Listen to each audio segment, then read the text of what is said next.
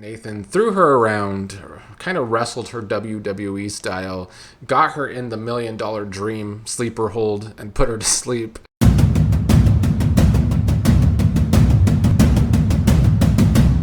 Good morning, General Hospital fans. Here to talk about yesterday's episode of the show. A pretty intense Monday episode.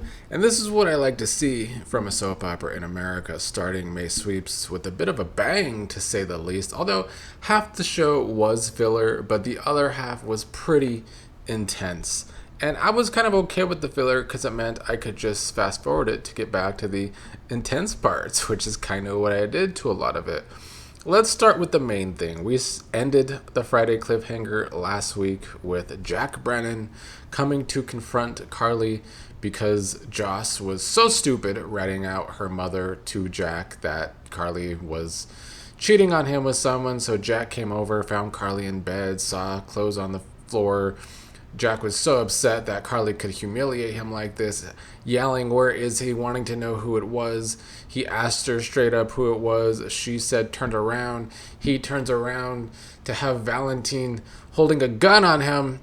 And yet Jack felt very stupid at that revelation because he thinks that this is Valentin manipulating Carly just to get revenge on him. But Valentin had to tell Jack that Carly actually came to him. So Jack probably even felt more stupid, and I think just more hurt. His ego, especially that male ego, was probably crushed. Jack was asking Carly why he would help Valentin. He was trying to tell Carly that what he had with Carly wasn't a lie and that she couldn't fake the whole relationship with him. Carly wanted him to think why she would have done this to him, what would make her want to destroy Jack, or is he too coward to say it to her face? So she said it for him, saying that she knows that he recruited Josh to the WSB, basically took advantage of Josh because of Dex's death, and that he basically turned her daughter into a killer. So Jack was, of course, very hurt by all of this. Jack says that this is going to end a way that Carly and Valentin never saw coming. Jack said if he called the WSB right now, Valentin will probably run, be the fugitive that he is, and Carly's going to take the fall because Valentin's going to leave her here and she's going to be tried for treason. And yeah, basically trying to tell Carly that Valentin will leave her to face the consequences. And Jack said he won't lift a finger to help Carly because, Jack is very scorned right now. Valentin still had a gun on Jack, however, saying that that's not going to happen. And he doesn't want to shoot Jack and that Jack's going to have to help them because Column's a double agent. And Jack's been basically too stupid to realize this or just too caught up in the web of the WSB. And he tried to tell Jack that he would be a perfect patsy that would take the fall for Column. Valentin said that Column's been dirty for a long time. And they kind of, I guess, have Jack where they want him. Jack, once again, for like the second time in 2 weeks, is between a rock and a hard place, although this is a much harder place than Willow's blackmail. Jack said that, yes, he may have lied to Carly, but he never lied about loving Carly, and he wonders how long Carly has before Valentin betrays her. These were great scenes. Enjoyed them very much. I think that Jack was a scorned lover, even though he's made his own bed in this whole situation. I like seeing this Carly, I like when Carly is a spitfire, and I feel like she was with Jack here.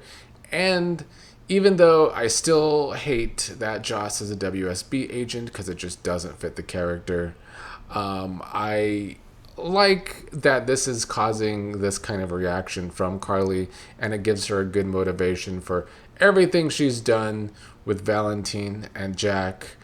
And I've become quite a Carly and Valentin fan. I can't lie. They have a good connection. They have a good pairing here on this show. Now, Joss, being the stupid idiot that she was, and telling Jack about her mother cheating on him, well, she had her own consequences in this episode with Not So Nathan, aka Cassius. This was our kind of other cliffhanger on Friday's episode where Cassius was keeping Joss from leaving and let it be known that he knows that she is an agent. He called her Agent Jax. Joss tried to tell Nathan, or not so Nathan, that the WSB and General Hospital can get Nathan help. She doesn't know what happened to him when he was dead, but he needs help. And then Joss said that she wasn't going to just let Nathan take her, and punched him in the face. And at first, it was taking me out because Joss was getting the upper hand on not so Nathan in a fight. In the past, we've seen that somehow Joss kicked Valentin's ass. Luckily, Joss got her ass kicked in this situation in the end, even though she was able to get the upper hand at first and grab a knife. Nathan threw her around, kind of wrestled her WWE style, got her in the $1 Million Dream sleeper hold and put her to sleep. Very WWE. But I mean, even though who wants to see a little bit of male on female violence? Not really me. But still, I like the WWE moves that they put out in this episode.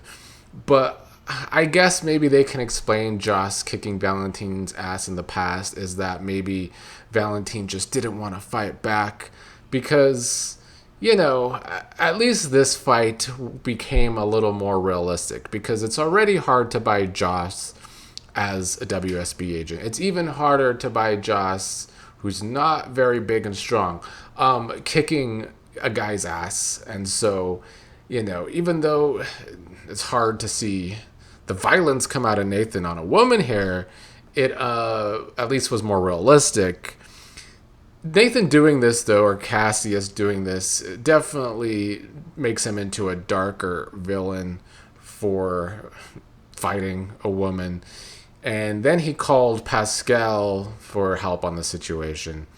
And Sidwell, who was with Ava and Lucas at the time, which we'll get a little more into, shooed them off to the Broadway thing happening because Sidwell's a fan of Broadway, which actually, to me, makes sense for such an eccentric character like Sidwell. He actually belongs on Broadway.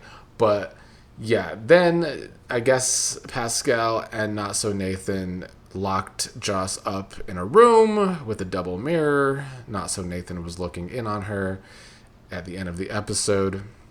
So Joss now being held captive by Cassius and Pascal, and I guess Sidwell as well.